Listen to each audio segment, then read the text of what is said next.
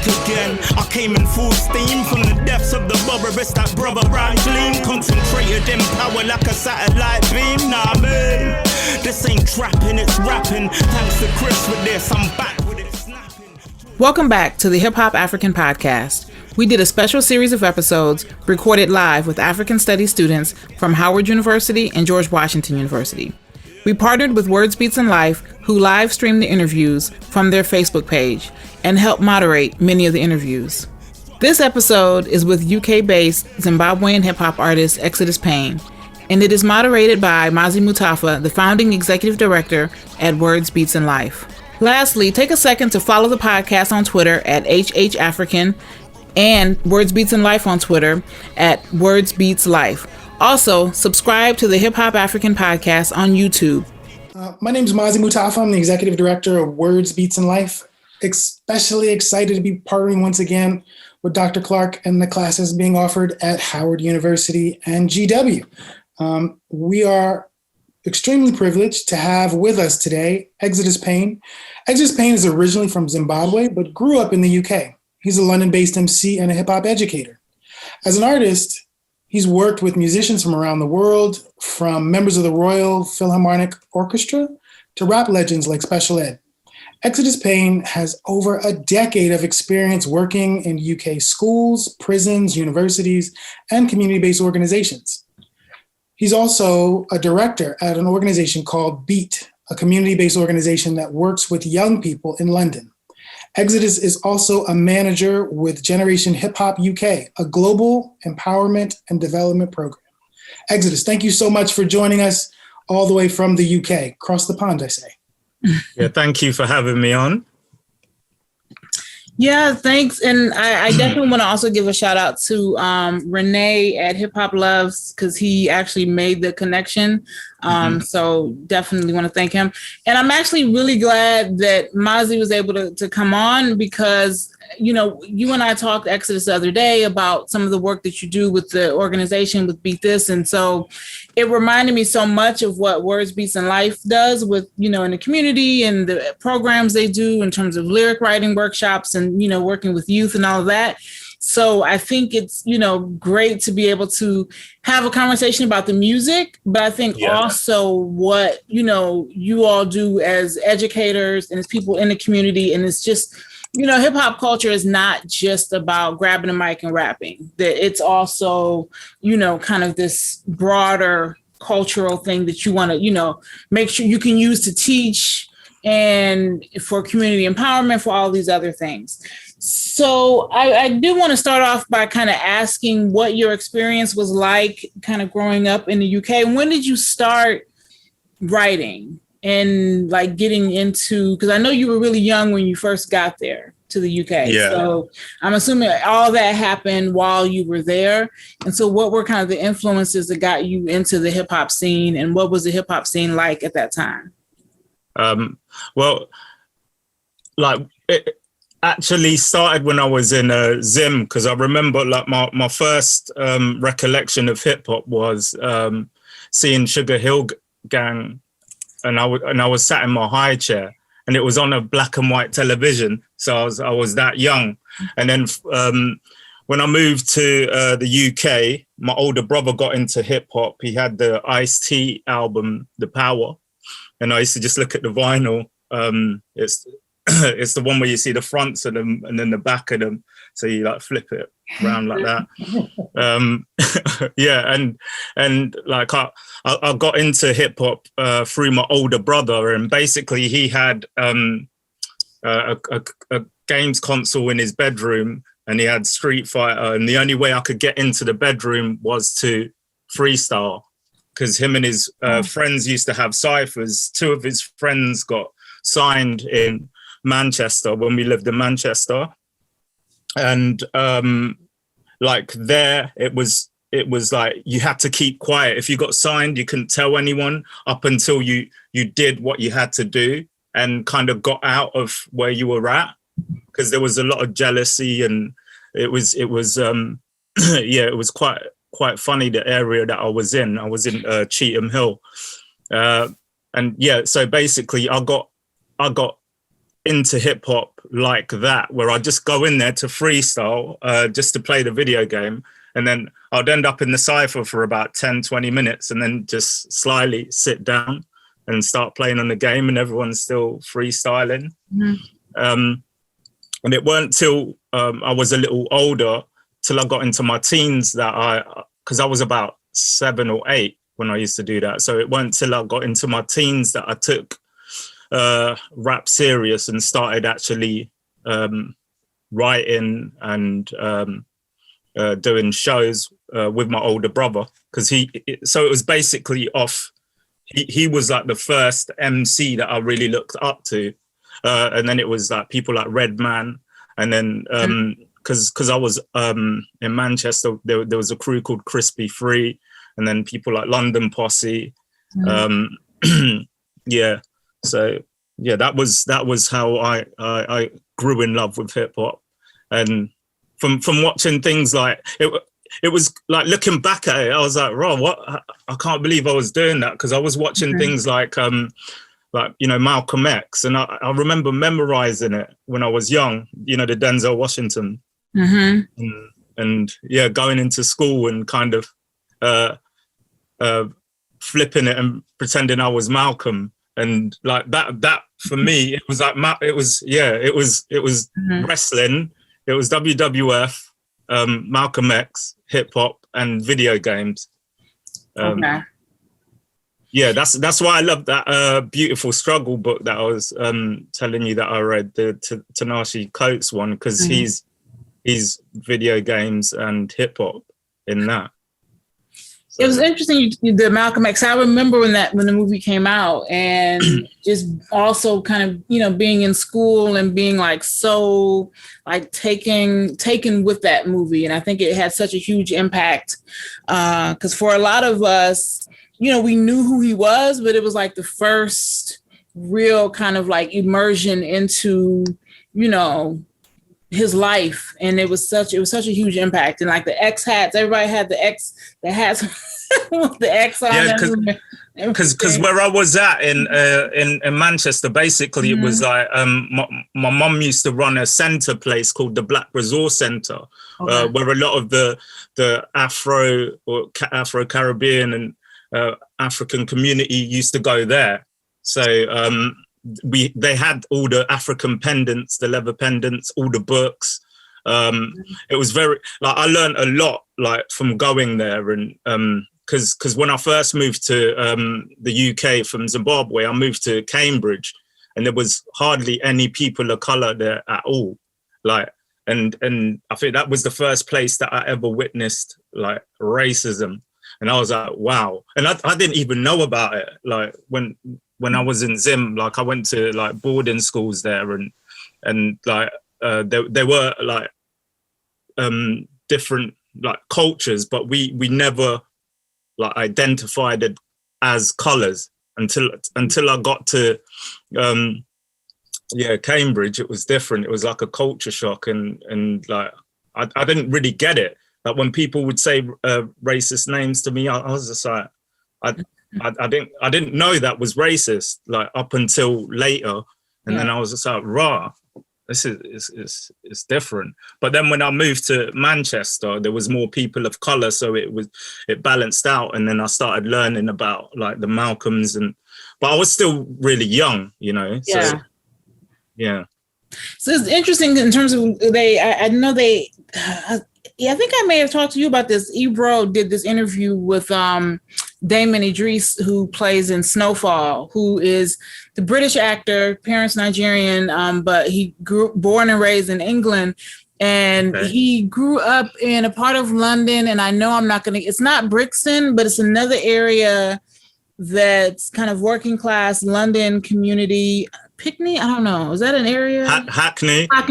Yes, Hackney. Yeah. So he grew up there. And so they were talking about how a lot of times, especially like Americans, or especially, African Americans, will go to England and just kind of talk about how, nice it was, and how, they were treated so well and all of these things.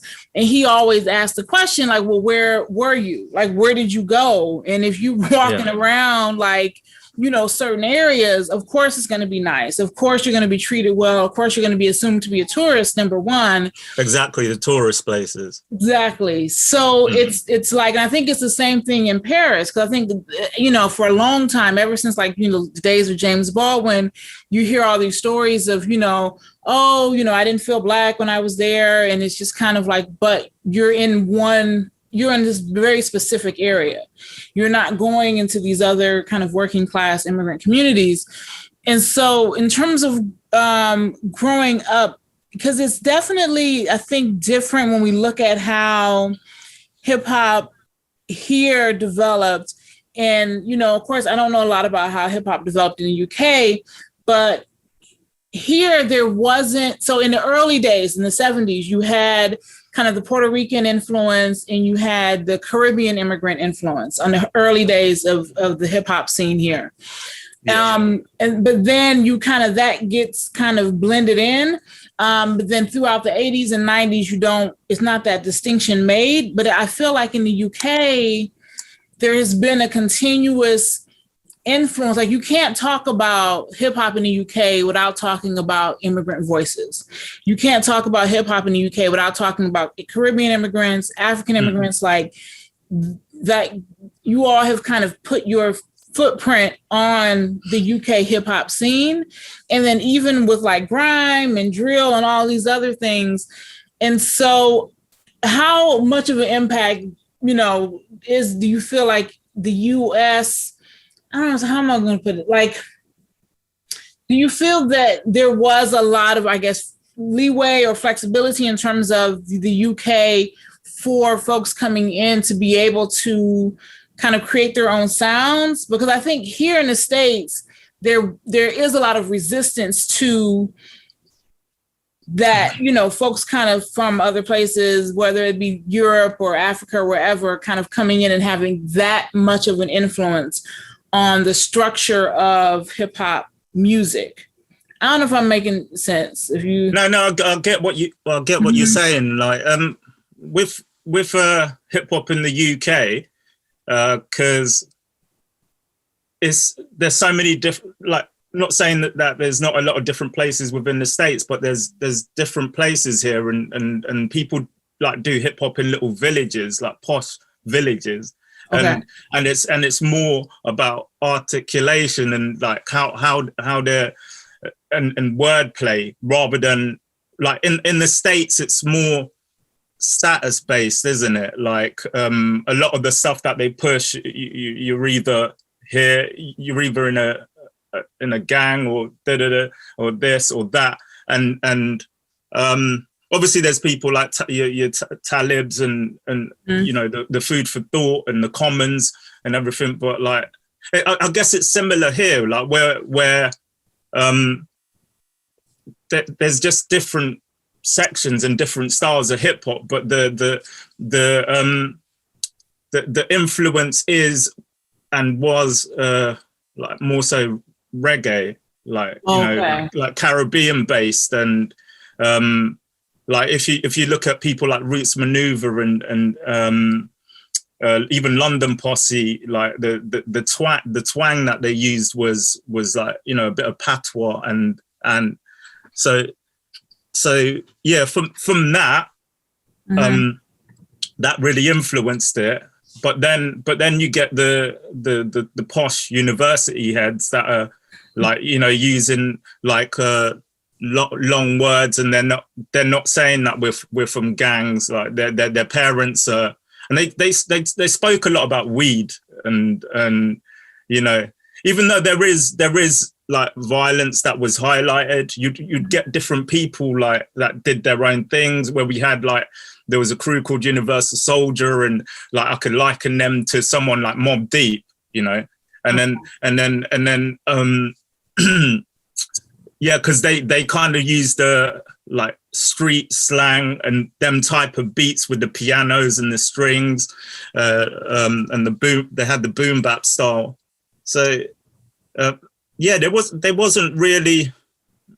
Yeah, there's not really like a set sound when it comes to like the the 90s hip hop to 2000, and then it started taking more shape when it became more British with the whole grime scene. You know, they really kept it British, and and yeah, even the way they attacked beats and stuff, like, and but for me, I used to say like grime was it was just a form of hip hop, because there were beats that Busta Rhymes used to rap over that sounded like grime. Or if you look at LP from Company Flow, he was making beats that were really off key.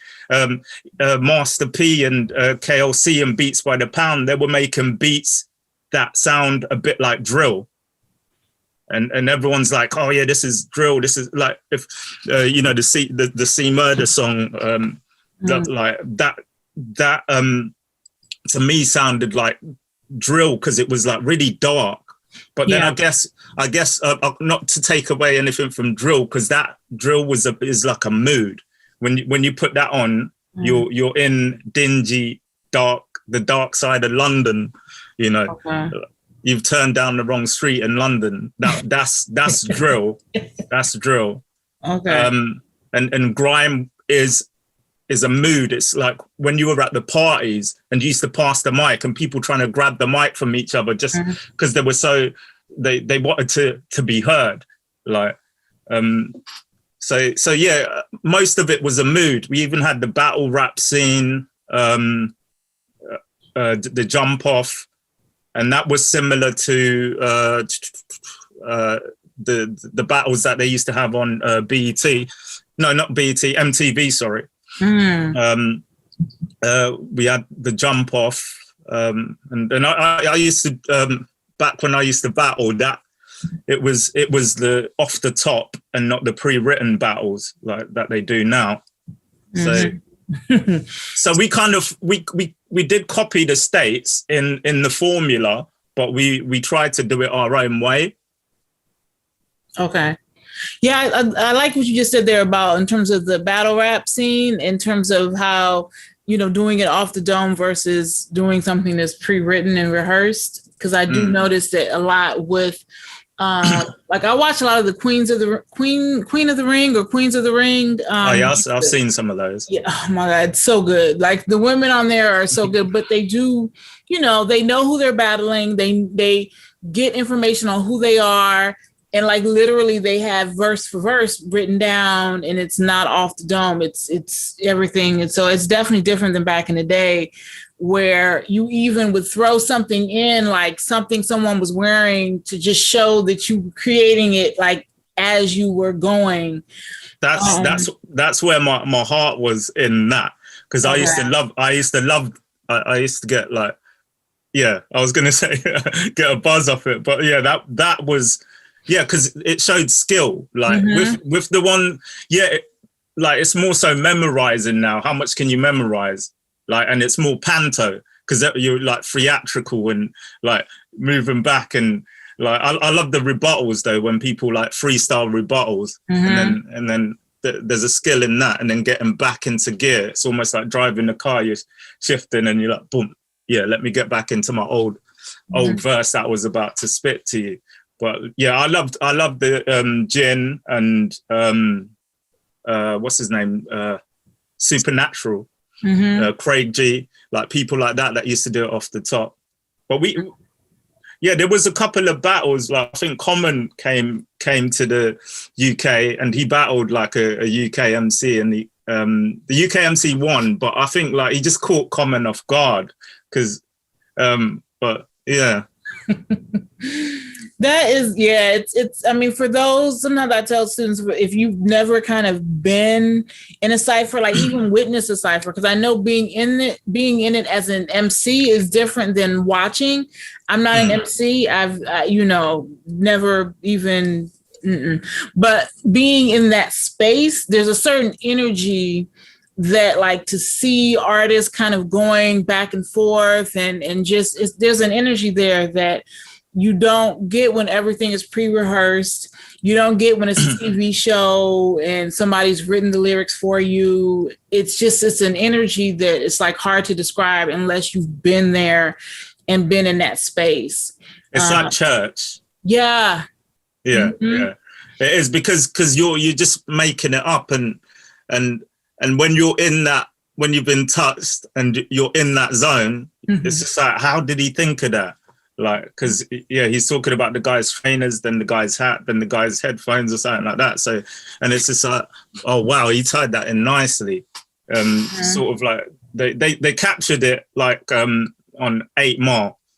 They captured it well, the battle scene.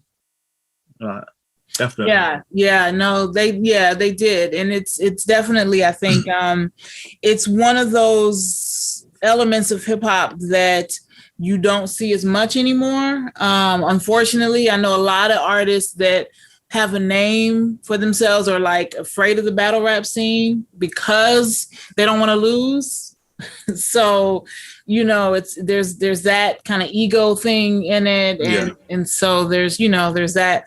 So it was interesting in terms of looking at the way the kind of UK went their own route, because I know when you look at US hip hop, like when you look at kind of the gangster rap era, you had the bling rap era, you got the trap music era. I think that you saw a lot of that mimicked overseas. So, and some for good reason, like South Africa has its gangster rap music, but South Africa has real life gangsters too. So they're not necessarily faking. So Cape Town can be a bit rough in certain places. Yeah.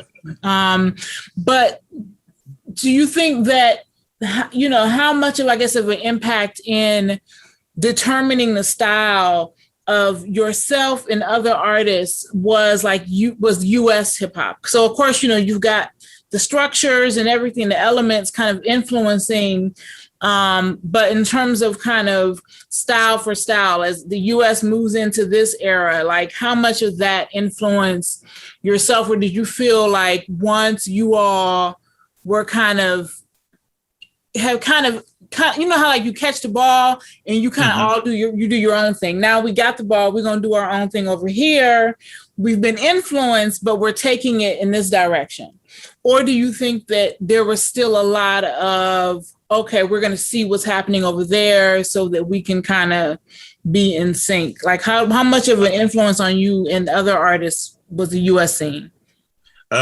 Like for myself, I was really inspired by the US scene. Like, so most of the CDs in my vinyl collection and tapes are a mixture of the US and UK, but I think I have more US,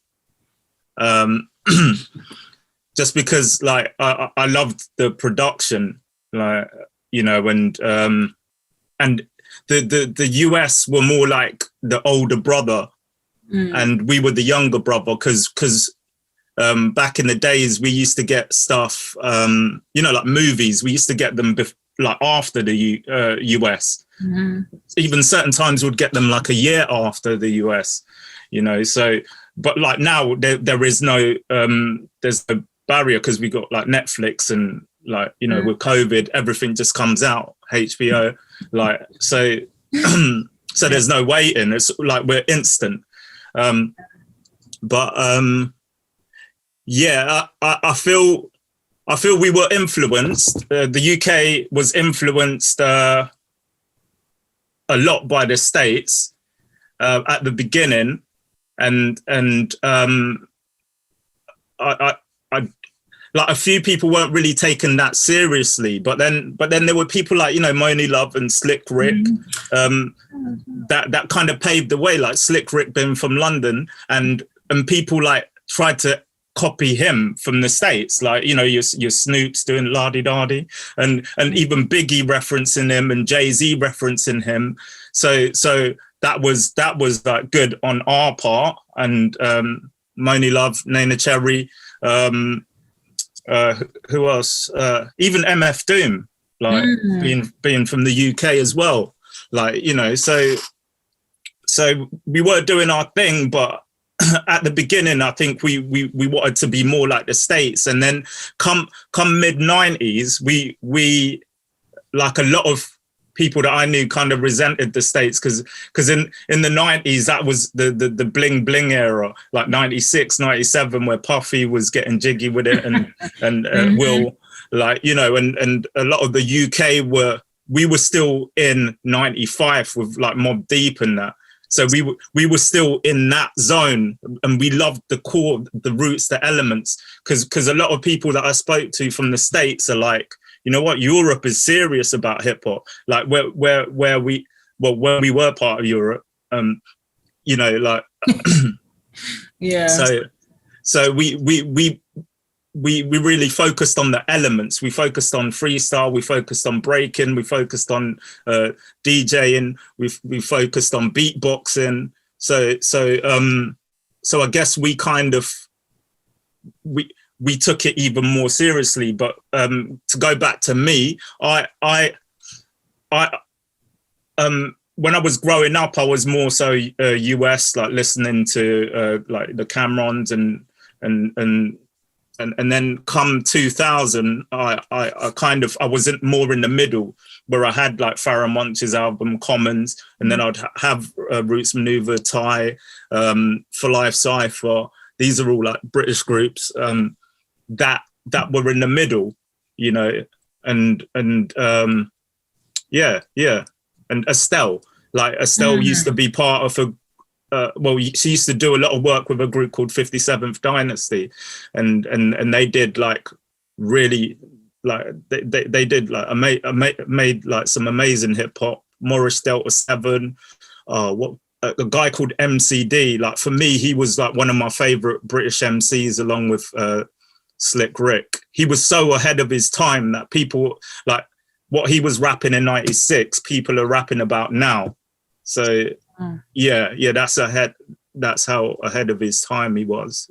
Black Twang, you know, so yeah, I hope I answered your question. Yeah, no, yeah, definitely.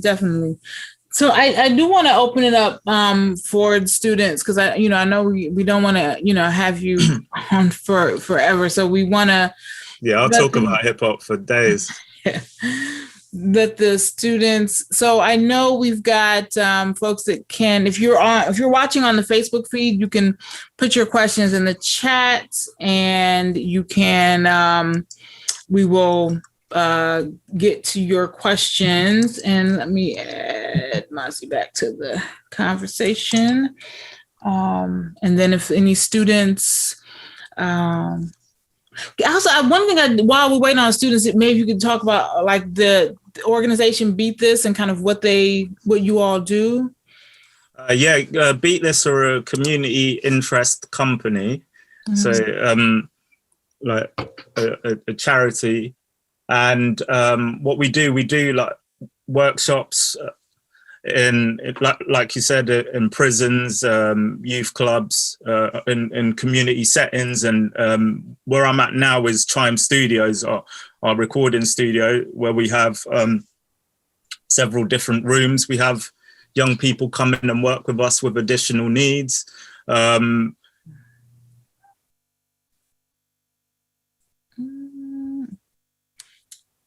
Froze.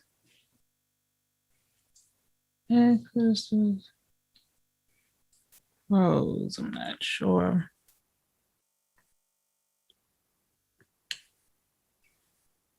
No. What happened? All right, so he froze. I don't know if his connection is gonna hop back in, but we will see. For students who want to ask questions, are they going to drop their names in the chat so I can call on them? That's actually, a good idea. Okay, so I'm assuming he's going to probably pop back in. Okay, I need to. When he pops back in. Does anybody have questions that they want to ask? If you do, please drop your name in the chat. Just so I can see you, and I'll be happy to call on you. Okay, there he is. There he is. Okay, let me. Yeah, sorry about that. My computer just like crashed and cut off mid-flow.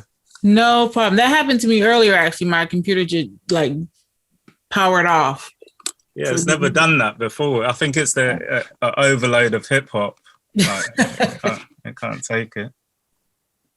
All right. Well, so Exodus, while students are figuring out the questions they want to ask, I'm curious. So you let us know that I was going to ask you, where are you? And you just let us know. So where does your name come from?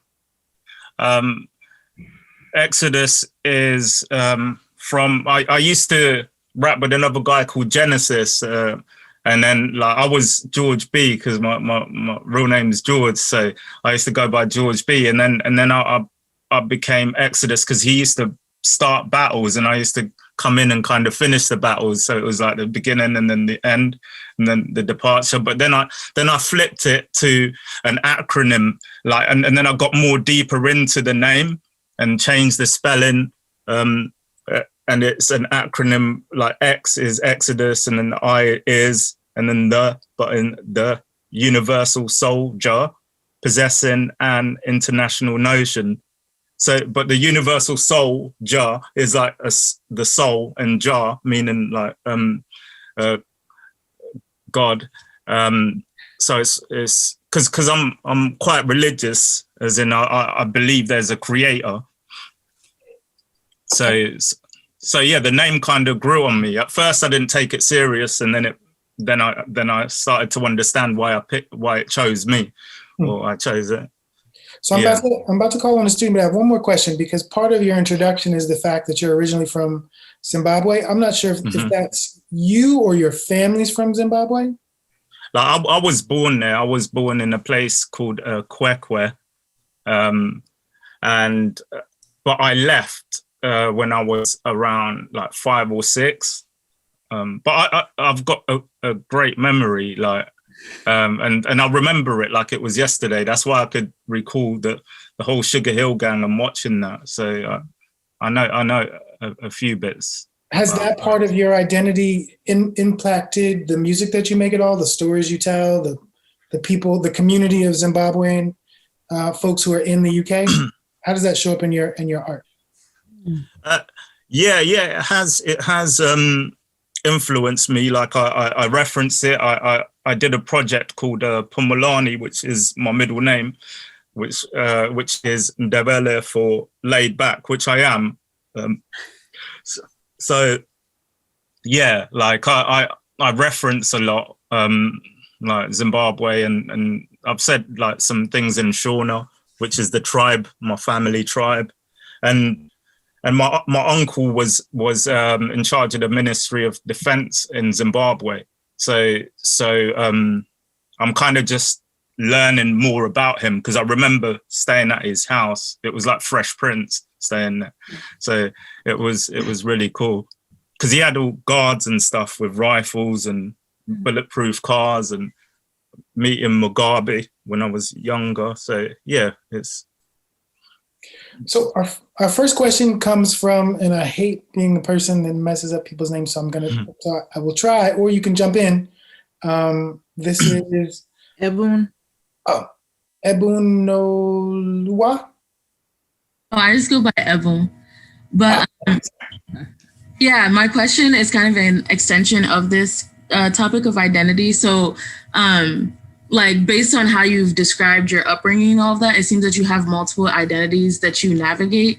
And so I was wondering what that process was like for you navigating those cultures. And then in what ways did you take that into consideration when deciding what type of sound you wanted to have in your music? That's a great question.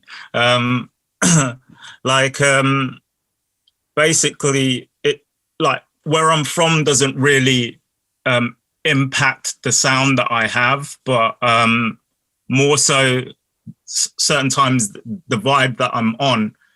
So when because me and a good friend of mine, Tabo, who's also from Zimbabwe, like it's a strange one because we don't feel like we belong to Zimbabwe and we don't feel like we belong to the UK. So we're kind of like drifters in the middle. So I just get inspired by everywhere. Like, so I don't lock it down to the UK. I don't lock it down to the States or to Zimbabwe. I just, like, whatever inspires me. Like, your name is inspiring. It's really, it's dope. So yeah, I'm just inspired by everything. And I think everything impacts what I do. Yeah. That makes sense. So you've got a question. We've got a question here from Facebook from Renee John Sandy.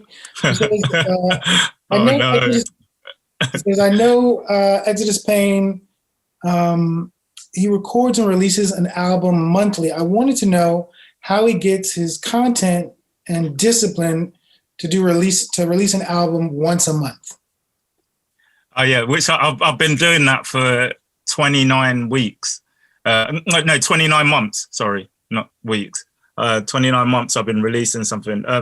My inspiration is through conversation, and it's also through watching a lot of television, reading even more than I watch television. So reading stacks, and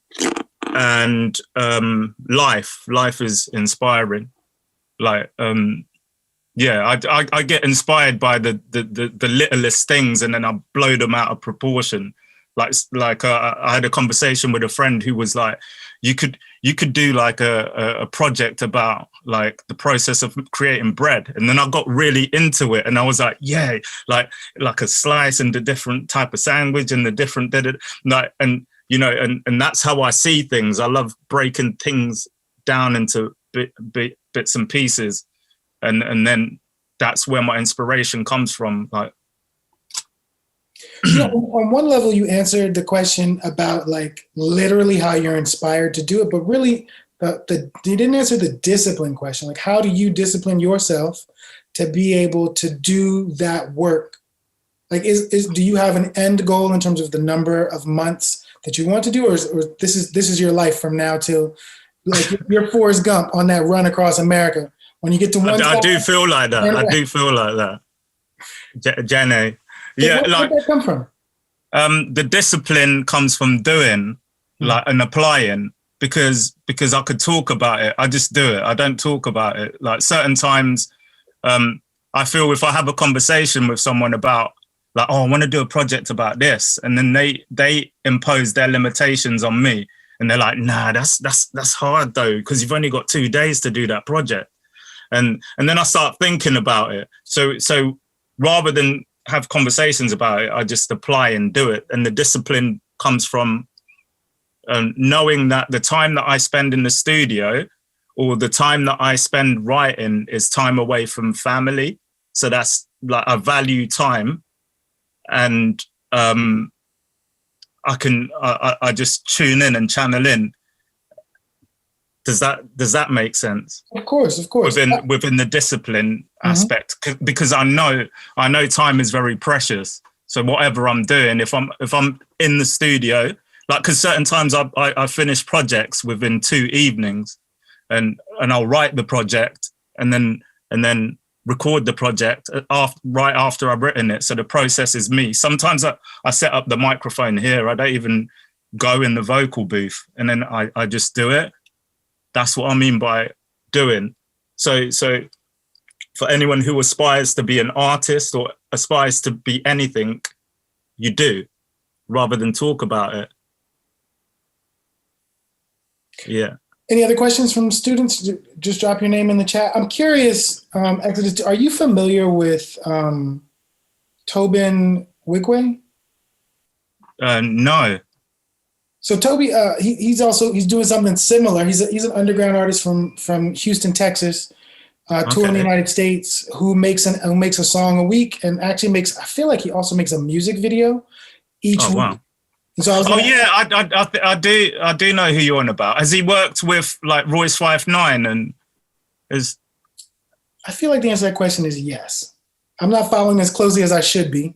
I just thought about that practice. And he has a tiny desk, right? Does he have a tiny desk? Has he done a tiny desk? I'm pretty sure that he has. And he has like little dreads, like.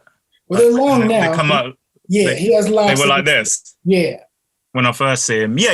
I am familiar with him. No, he's a great artist. He's amazing. So we've got a question from Bantu. Hi, how are you guys? Hello. My name is Bantu, and my question is much similar to that of Ebun's. However, I'm specifically curious to know about what kind of relationship your music has with the religion you practice. It's very rare that rappers claim to be religious unless they are rapping about God or like something spiritual. And so I wanted to know, has being religious limit the extent of your music, what kind of style you follow, or even the words that you choose in your songs? That's a great question. Within my music, I choose not to curse, so I keep my music clean because I feel like I don't have to curse because I'm supposed to be a wordsmith. So there are so many words, so that's how it impacts me. I tend to do what I feel is the opposite to what the industry does. So I have like a positive undertone in what I do, even though it's there for you to see in plain view, but then also even underneath when I'm working with artists that are talking about certain other things like cash money, I use like wordplay, like, you know, I branch out like as a branch in a bank and branching out and from my family tree, like, and that's where money comes from, like trees. And like I always try to put the goodness within my lyrics where some, if you look at the charts, it has a very negative, or it has that one-dimensional tone. So it and it doesn't limit me. It doesn't limit me. I feel like it opens my mind up because I understand like all the other type of rap. I understand the trap style. I understand the gangster rap, and like and I never like put anyone down because that may be where they came from. Like I don't know that. I can't be like, you know, cussing someone else because that contradicts religion. That contradicts me being a conscious MC, or like, because why beat down on my brother and say, oh yeah, all these rappers talk about is blah blah. Then I become a negative person. You can't fight negative with negative. So I always try and bring out something positive, like within myself and within whatever someone else is doing. Like I see it that way. I can listen to like MOP, like very angry hip hop, and bring out the goodness out of it, like, and learn from it and be like, oh, they attack the beat like this and they do this, and then they use their words like this. But like I won't go into everything that they're saying, like about killing him or that. I just look for the goodness in most of the music. I hope that answers your question. Yeah. Floor is open. Any other questions from students or people watching on Facebook? Can you talk about the project that you did with the Royal Philharmonic Orchestra? Yeah, it was members from the Royal Philharmonic Orchestra, and basically we did a project called Beat Orchestra, where we went into schools, PRUs, people referral units, where people have been kicked out of school, and we went in there. We had beatboxers, we had people who played violins, we had rappers. I was a group music leader, so and we got training from the Guildhall School of Music in London, which is a prestigious school for drama and music. So where I could conduct an orchestra and make a song from scratch, even though I didn't produce then. So they taught us techniques. So we'd go into these schools and recruit young people, anyone who was interested. So it was open to everyone because we had all the different, like you could be a singer, you could do anything, play the triangle, you could, play harmonica, and yeah, we just got a group together, and these young people came, we rehearsed, made songs from scratch, and then we did like a massive performance at the local theatre here, and in town where people were at the shopping centre. Yeah, and then we passed it on to the young people, and then they started running the group. So and it was amazing because we had a young boy who came out of his shell, and he was from Zim, and he was Zimbabwe, and he was really happy because I was from Zim. So he kind of looked up to me, and he became my little like sort of protege, and now I still work with him. I started working with him when he was 12, 13, and now he's like 19, 20.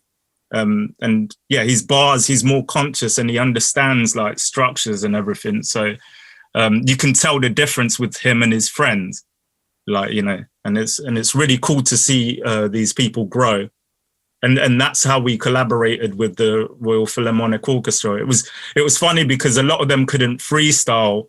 They needed, like, they only read off sheet music, and we were like, yeah, can't you just make something up, like? And then they were like, no. and it was just because they're training and you know, but it was cool because it was like all of us working together and finding that center. Yeah. I'm curious, because we're still waiting for more questions from students. One of the things I read in your bio was about the work that you've done with Generation HipHop UK. On the last interview we did, the artist was talking about the role of Words and Pictures, which is a project of the British government. And so I wonder, how is the British government, if at all, investing in hip hop in country? Like, as an example, if I visit Paris, in Paris, there's a place called La Place, which is a hip hop cultural center funded by the city. It's actually at a shopping mall that's really huge and beautiful and fairly new. I wonder how is the British government actually investing in hip hop in the home country as opposed to abroad, if at all? I'd say the way they're investing in it is it's mainly through workshops. There isn't a place where you can go, and that's like the cultural hub for hip hop in the UK. We have the UK, the hip hop chip shop. And I know they have ties with like Chuck D, you know, so like that is like a hub place for hip hop heads. But like the way the British embassy and the government like invest in hip hop is by, I guess, getting practitioners such as myself to go into prisons and then work with inmates, and we let them know that there's other jobs, there's other forms of like making a living through music. So it's not just myself that will go. It's me, a sound engineer, and someone who plays an instrument, and then we go as a team. And then, you know, inmates have got to like express themselves, like, and it's almost like therapy. This is their words, not mine, where they've said like, this is therapeutic, because these are grown men. They're in prison where you have to have that facade, and obviously have your guard up like 24/7 and be really man, like masculine. And within what we were doing, we were going in there and talking about their emotions, and they're talking about their families. And, you know, so that's the way the UK government are investing, getting us to go into them type of places there. And I guess because we're government funded anyway, so this is like a cultural hub as well. This place here is for the community. But if you come from anywhere else and you come here, then you're still like, we'll allow you to come in, we'll speak with you, give you advice on what to do musically, the best that we can. And, you know. That makes a lot of sense. Yeah. I guess one of the things I wonder is because now, like you said, now that you're no longer a part of Europe, what kind of opportunities are there for you to now travel within the continent or more broadly? Like, what's the work that you're doing beyond the UK as an individual, not necessarily as an organization? Yeah, like, yeah, I was meant to go to so many places. That's a touchy one as well, because I was supposed to be in Brazil with Renee, like, you know, and I was supposed to be in Russia delivering workshops and like visiting the States. So I know it's going to affect us due to certain funding. So there's fundings that fell under that umbrella of Europe that are just cut off, like loads of different places that people were able to go to make videos and do videos. I know that's been cut because it was funded by the whole Europe. So it has, like, I've only seen the negative within it. I don't know what the positive is meant to be within the whole coming out of Europe. Like, yeah, all it's done is stop certain funding and make things more difficult. Like, I've just done a project with a guy in Germany, and then he sent me the receipt to, like, for how much it's going to take, like, cost for him to send the tapes over to the UK, and I was like, what? Like, you know, and yeah, it's proper skyrocketed, and it's just like, this is crazy. And yeah. So I don't know, like, unless the UK are gonna like pull out some magic, like, yeah. Well, out of curiosity, how did you build those relationships with folks in Brazil and in Russia and in the US? How did you actually develop those relationships? And I'm asking because some people watching might wonder how collaborative projects take place, particularly between independent artists. So how are you building those relationships? And then sorry, this is a separate question, but is your music, or how difficult is it for independent artists to get their music on the radio? I know that there are very few artists from the UK whose music gets played here. It's usually because they're signed to an American label. So how much access do you have to radio or ways for people to hear and see your music? I feel that it's easier now, like, to get your stuff onto radio, like, here, because there's like BBC Introducing where you just upload your music and people actually listen to the music, and then you go up in different stages. Whereas when I was younger, like, I think it was easy then as well, because there wasn't as many people wanting to be artists. There were actually fans, like, and now, like, everyone's an artist, and like, when they've been rapping for a year, that's like the equivalent to them rapping for 5 years, because it's changed. Because, you know what I was saying about things are more instant now with YouTube, things coming out quick, like, and having a short attention span. So so yeah, it works both ways, as in it's simpler, but then it's hard. I think it's as hard as you make it, because it's as simple as putting something up on Uploader here in the UK and getting heard. And but you could just be like, why am I still in the same place? I've got music. And it's because you're not following certain or making your own and putting stuff out.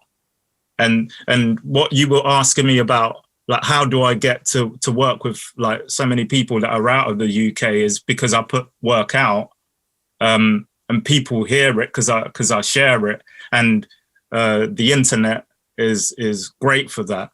Like, a lot of the links that I've had is through the internet and through people finding my music in, say, in Poland, and then showing it to their friends who produce, and then they hit me up, and then I speak with them, and then that's a connection.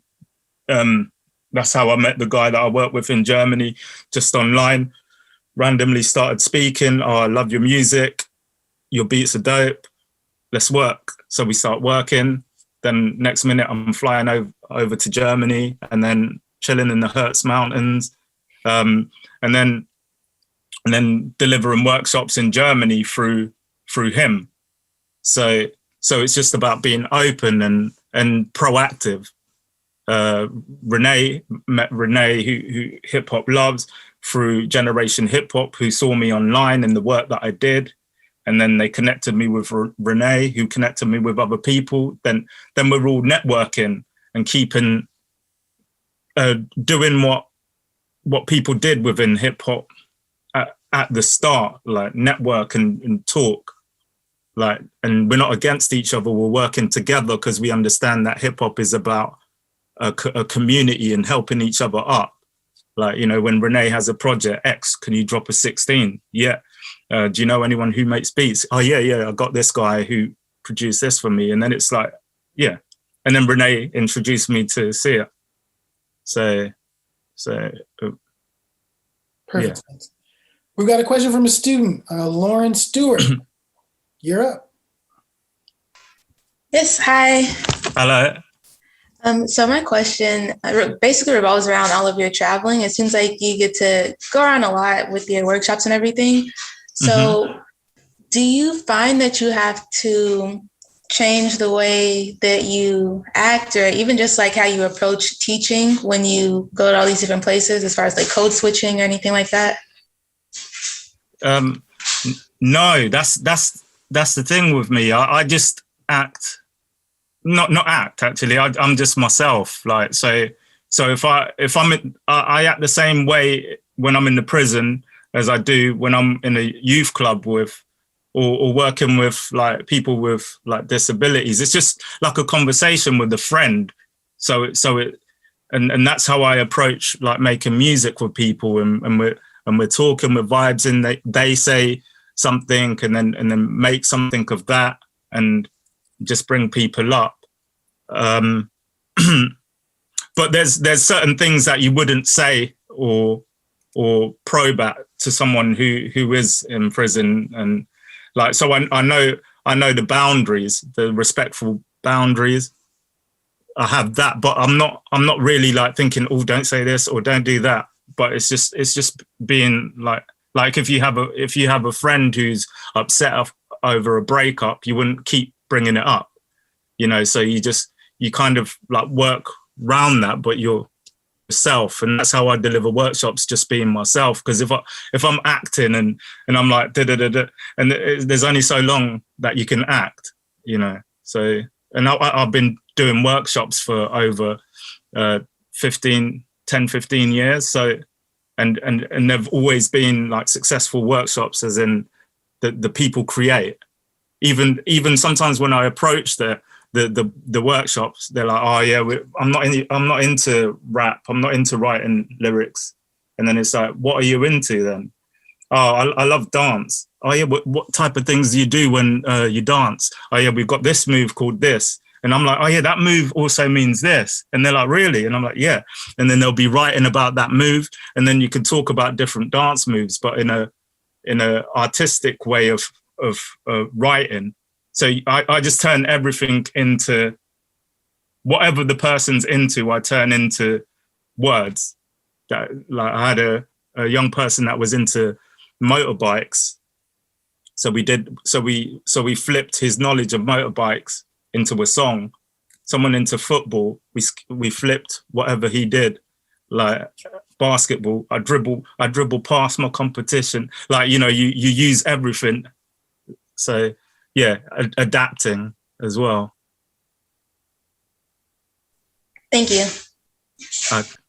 Thank you. All right.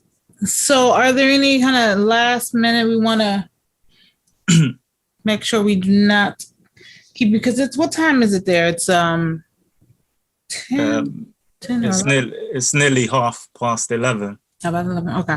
All right. So, you know, we are going to have information, your social media links and everything. And so I'm assuming what's the best way for folks to reach you, to kind of get in touch with you or to hear your music? Is it IG, Twitter?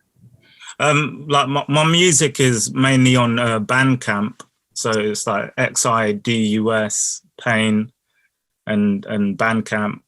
I have videos on YouTube. So it's just Xidus Pain on that. And yeah, I have a Instagram, I have Twitter, Facebook. Yeah. And I'm approachable when I talk. And if people want advice or want to talk about books or music, I'm there. All right. And I'm imagining once we kind of get out of this get on the other side of the pandemic and folks start traveling, that you'll be on this side of the pond at some point. Yeah, I'll definitely pop in if it's okay with you. Surprise visit. Yeah, come through. You have to visit, Ta-Nehisi's school, his alma mater. You have to come through the campus, visit Howard University, and come visit. We're actually supposed to be developing a hip hop studies minor or major. They're still kind of trying to figure out which way they're going to go with it. So, yeah, definitely come through. But I want to thank you for, coming on and definitely for all the work that you're doing in the studio, but as well as in the community and in the schools as well. Yeah, thank you for having me come in and speak with the students. And I hope you all got something from what I was saying. And yeah. Because I just talk a lot about me, and it's my subject as well. I love music, and but yeah, big you all up as well for turning up and coming and listening, and actually being in uni and doing something with your lives. So yeah, big up for that. That's a big salute, and it's inspiring. All right, thank you, Sia.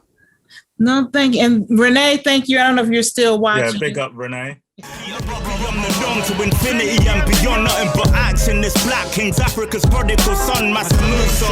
George McFly, Back to the Future. Nothing but Chris's soulful sounds, that's the producer. From Fibonacci sequence to the main, it's the Borough Battalion, back at it again. I have you yelling my name like you're an addict for pain. X-Ma, rhythmical poetry and realness